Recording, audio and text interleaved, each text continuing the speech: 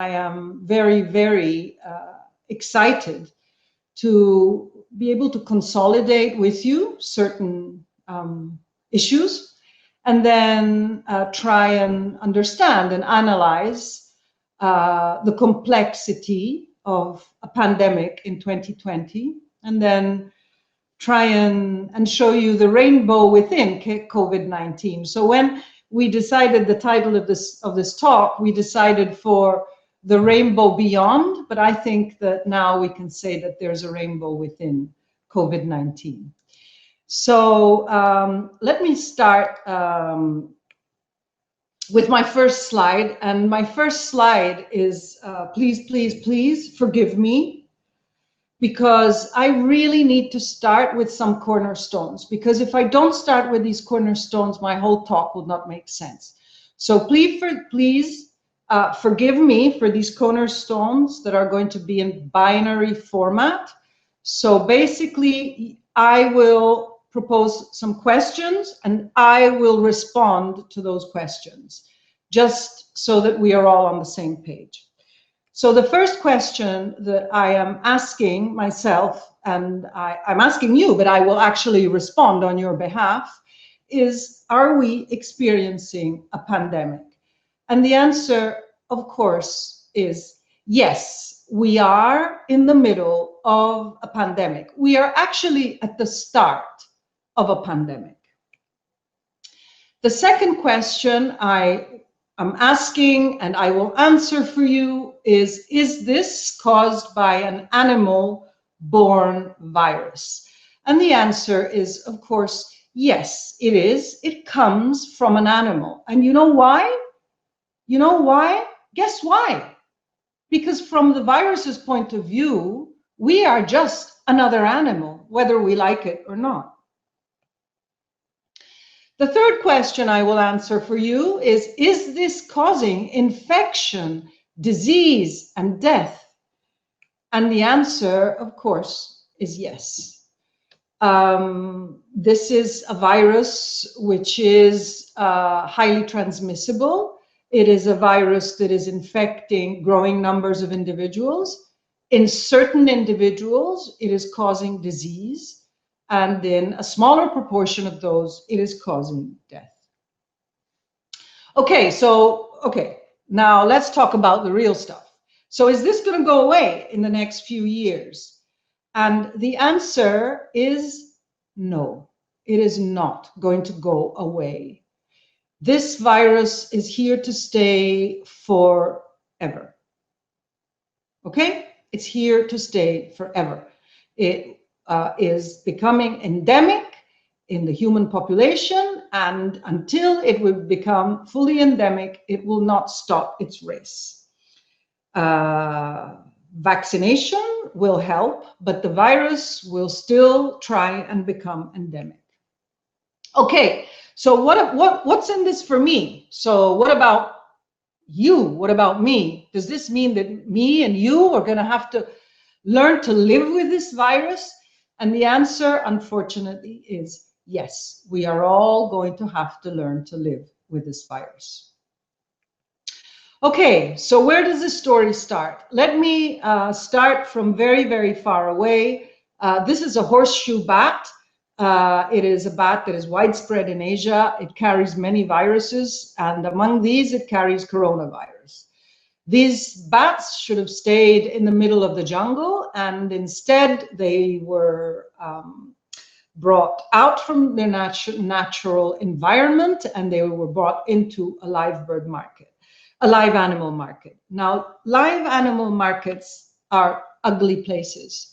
They are places where animals that come from different origins, so domestic animals, wild animals, farm animals, pet animals, they are all brought into one place, and they are held there until they are sold.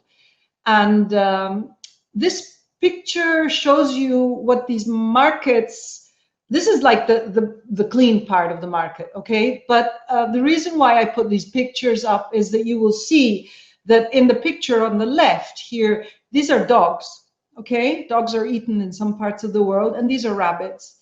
you know, put dogs close to rabbits, because dogs are predators and rabbits are prey. And what happens is that these animals are afraid, they are excited, and they produce the smell and the liquids of fear. And the same happens with other animals. These are cats. This is a little wild monkey. And this animal here, you see this guy here, and he's in a truck. So this guy here is a pangolin. The pangolin is on the verge of extinction. It is a really stupid animal, actually. It is like an anteater. It's half deaf and half blind.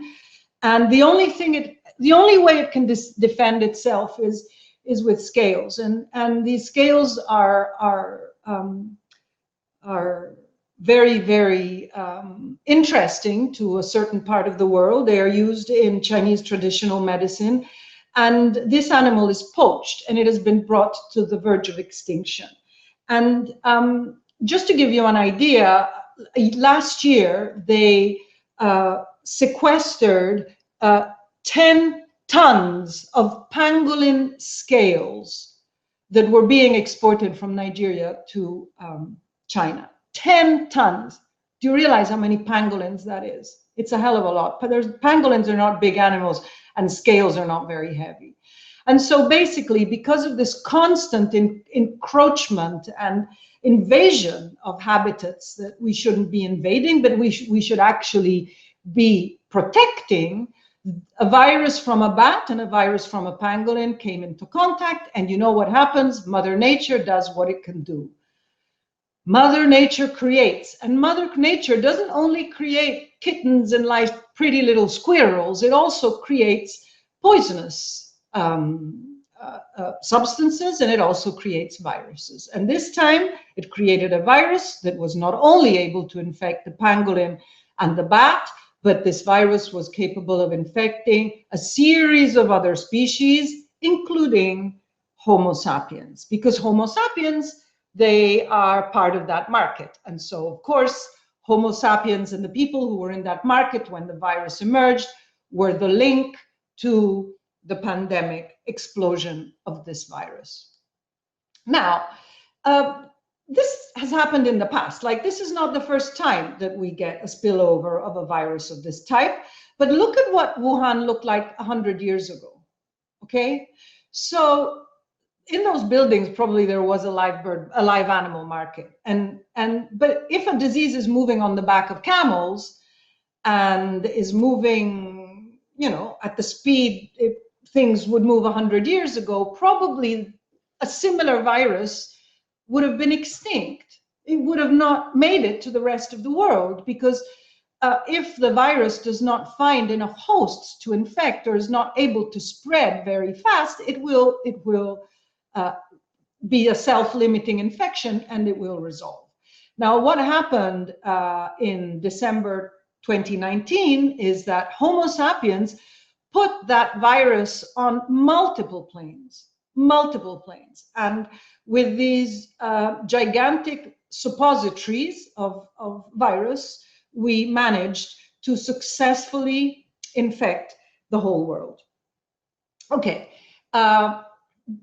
Just to give you an idea, you know, let's say let's look at the Spanish flu, which also happened 100 years ago, and it was okay. So, which was the time of camels. The Spanish flu took a couple of years to infect the whole planet, and so the speed that we have injected into this pandemic is absolutely unnatural for a virus. Okay, a virus should not infect so many hosts at once. Okay, what else do we know? We know that it's people that spread COVID-19, okay? The virus does not have wings, it does not come with a deluge, it does not come with a meteorite, it comes with people who infect other people through their infected secretions, whether they are symptomatic or not. As for many other diseases, hand shaking and dirty hands are one of the major means of spread. So remember that if you wash your hands, you wear a mask, and if you are at a reasonable distance, this is extremely important because viruses go with droplets. So if you are far apart enough, then the virus will not spread. Okay, now let's get to the real stuff. So is this virus the same everywhere? You know, we've sent it all over the world, and is it the same? And the answer is actually no. And this is what is creating a lot of confusion. This is the signal that we should really be careful to, because it is trying to tell us something. What it is trying to tell us, I think, is that COVID-19 is a multi-system stress test. It is a viral infection which is behaving as a stressor.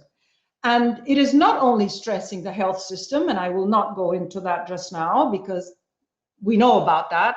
It is stressing a series of other systems, and these are other systems interlock one with another, and they are interconnected and interdependent. And I will just take a few examples because, of course, we don't have 26 hours. So the idea is that COVID-19 is not only a white lab coat problem. It is a problem that is a medical problem, but that has multiple ramifications that need to be disentangled for us to perform better as we manage this disease, as we live through this disease, and as we prepare for the next one.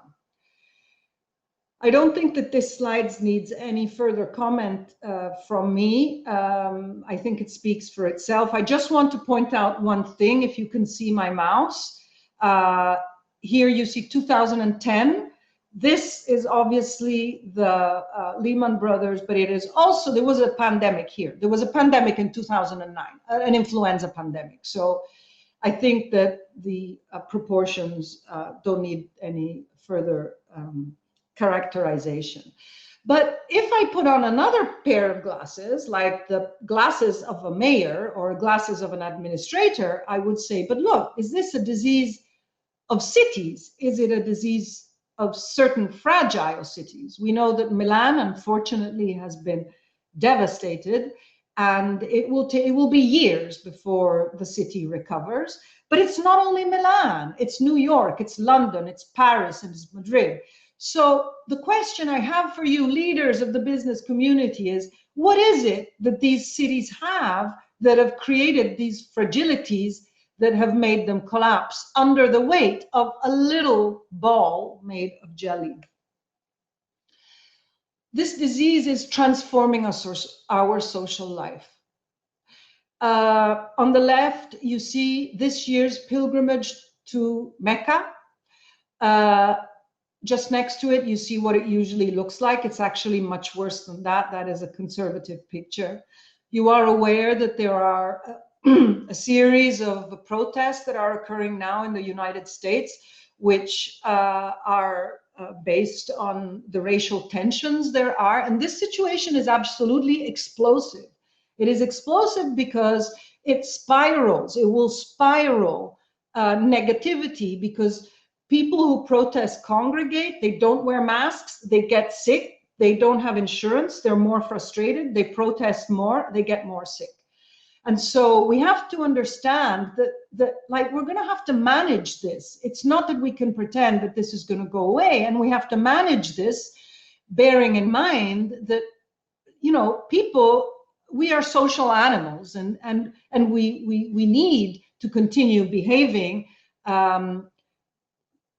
like social animals, or we will all go crazy.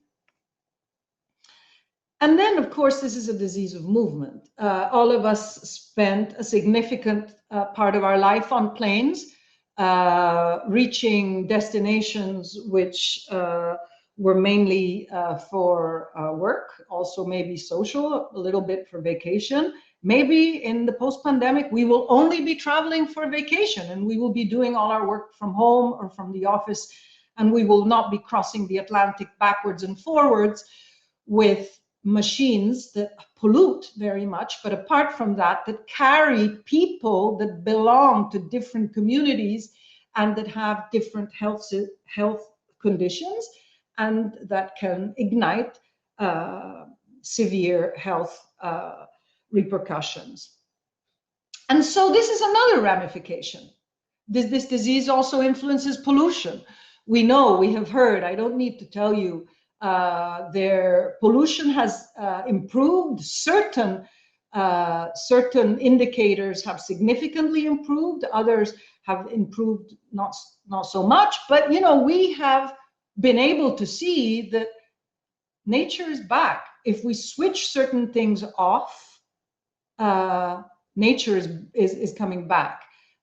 We are, let's say, further away from the tipping point that at least I thought we were at before all of this happened, because of course it's not that climate change is gone, right? It's not that other issues aren't here anymore. Okay, there's something else that there are many other aspects, okay, that COVID is bringing to our attention, and one of them that is particularly interesting is why are men more at risk of developing the severe form than women? And this is something that we need to look into, because we need to understand for men and for women what the implications of these are, from a gender perspective, from a health perspective, from a patient management perspective.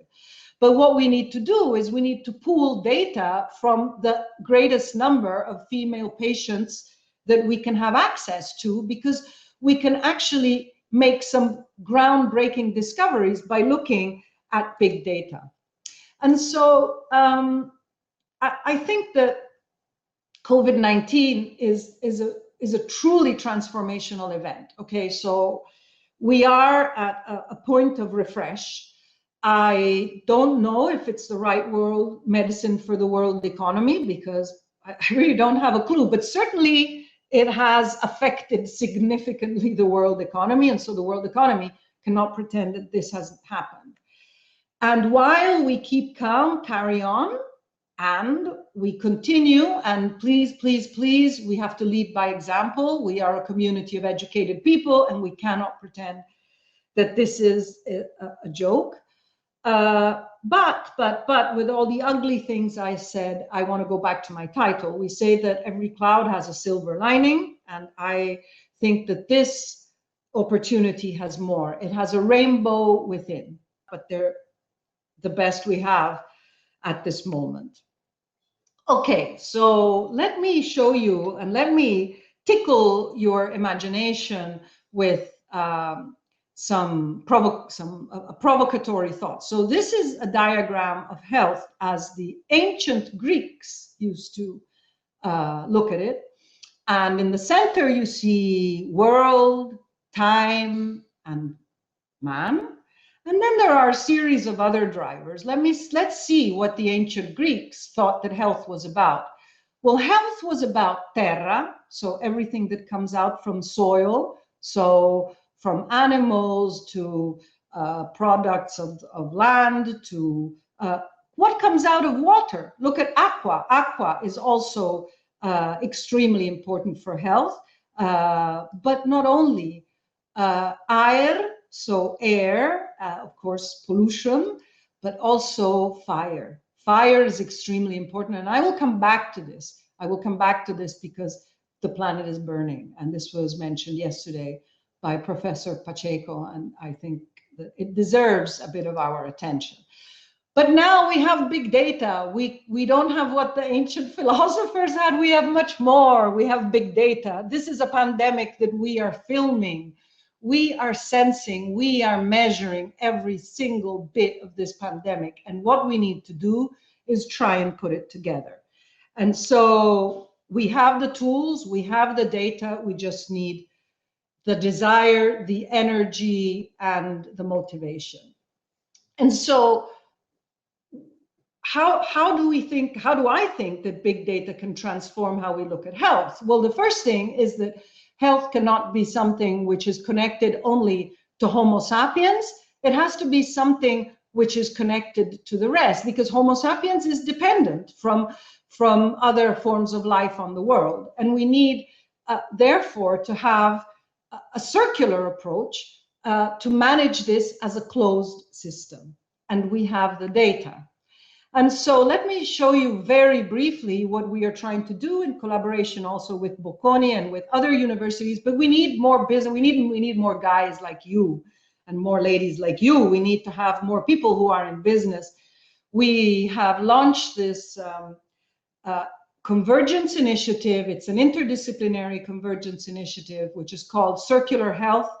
And we are working with a series of partners, including CERN, which is the physics infrastructure in Geneva that will offer us computational and IT support.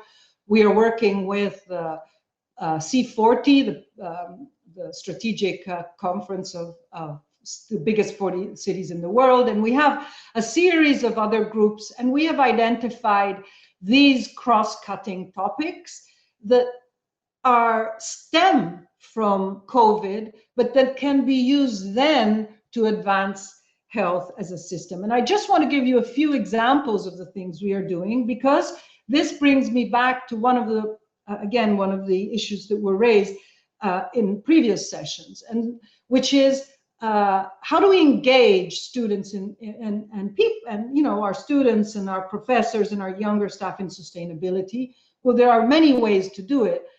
We have launched this project, which is called Resilienza Naturae, and it's about empowering national heritage foundations to engage in promoting sustainability.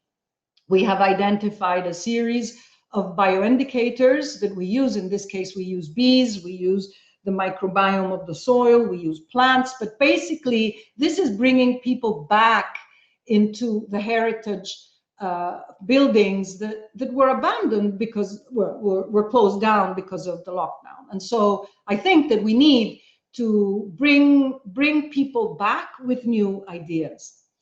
We have a very well-developed group, as I said, on sex and gender, which is this whole issue of trying to understand why women are less likely to develop the severe form. And we have a fantastic group of mainly women, but this is just by chance, who are working on this, pediatricians, economists, demographers, doctors, statisticians, and we have actually generated a protocol which can be used to explore sets of data with a slant on sex and gender.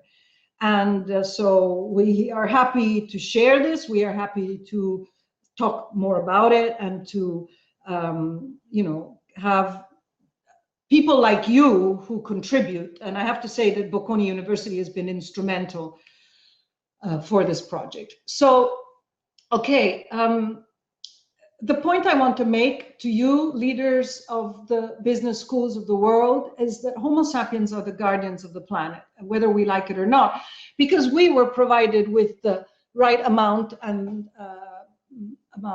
of brains, and we have to use it, because like if we don't look after the rest of the planet and we don't do it now, we cannot certainly ask a millipede or other creatures like a banana tree to do it on our behalf.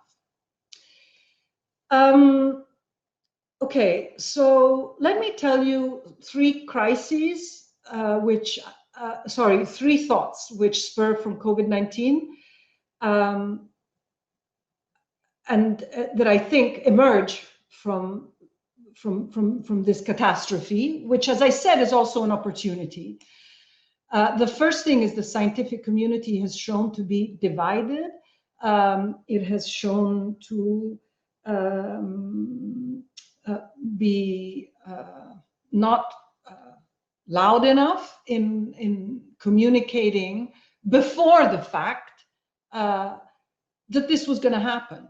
And so I think that, I mean, do you realize the scientific community failed to explain to you guys that this was going to happen? But like we told you, even Bill Gates told you, and nobody listened. So what is it that's wrong? So we need to recover. We need to recover a role. We need to be involved. The scientific community needs to be more involved in certain discussions, but also we need to recover institutional trust. Another thought is that, look, we have now an attention towards health that we've never had. And so we can fix things that needed fixing.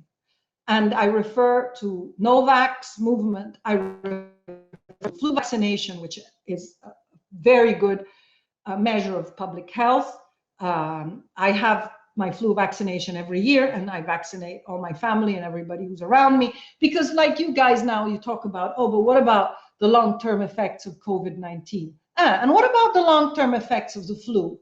You know that if you get the flu, even if you get it once every 5 years, it can have some long-term effects. So you're better not getting that flu.